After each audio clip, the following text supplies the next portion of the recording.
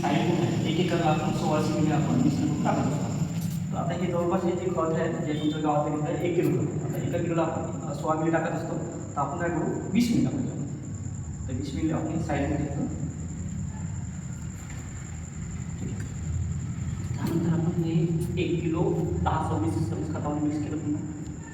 त्याला आपण पुन्हा मिश्रण घेऊ.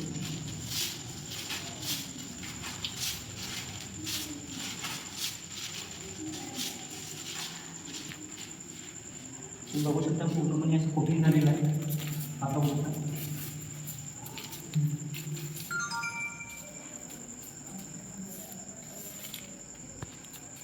बोला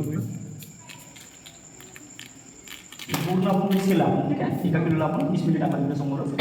आणि त्यानंतर हे पूर्ण पाणी नाही झालं अजिबात मिक्स झालं आहे. आणि थोड्या वेळात एकदम वाळल्यासारखं होऊन जाईल. थोड्या वेळानं सुकून जाईल पूर्ण सुकून जाईल. पाणी याचं म्हणजे काय आवडतं काय करत जसं तुम्ही खतासोबत अगर त्याला मिश्रण करून दिलं तर जमिनीमध्ये 40% जे खत आहे फॉस्फरस किंवा खूप सारे सूक्ष्म द्रव्य असते कॅल्शियम आहे.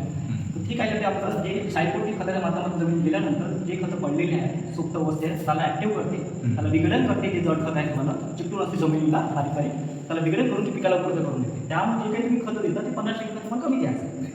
हां म्हणजे तुमच्या खताची पडलेलं खत आहे हां ते उपलब्ध करून देत आहे.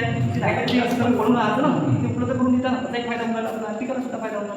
अगर पिकाला आपल्याला त्यानंतर याचा एक फायदा असा की जमिनीची सुपीकता वाढते. जमीन ही मऊ होते आणि निचरा होते. कितीही पाऊस पडला तर निचरा होत नाही.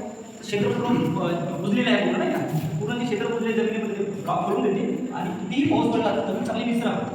जमिनीची सुपीकता वाढते. या पद्धतीने तुम्ही साईडवर यावर्षी वाटत असेल तर एकच एकर वापरू. ठीक आहे. जसं तुम्हाला बोलणी करत असेल तर एक